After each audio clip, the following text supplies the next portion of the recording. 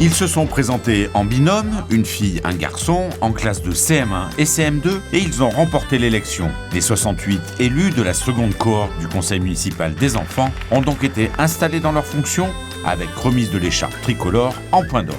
Après plusieurs semaines de campagne très sérieuse, avec programme à l'appui, dans leur école respective, les jeunes citoyens et citoyennes ont pu savourer leur victoire dans les salons de l'hôtel de ville.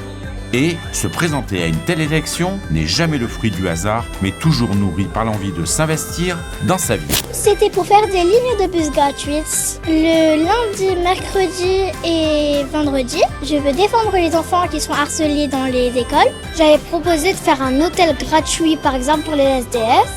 Mon coéquipier avait proposé un trampoline dans les écoles.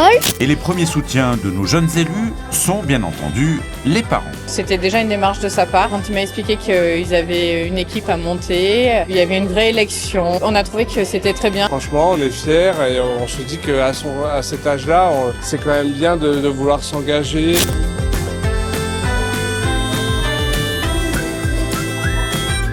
Place désormais au travail pour les 5 commissions qui se réuniront une fois par mois. Les jeunes élus vont maintenant choisir les projets qu'ils souhaitent mener à bien au cours de leur mandat de 2 ans.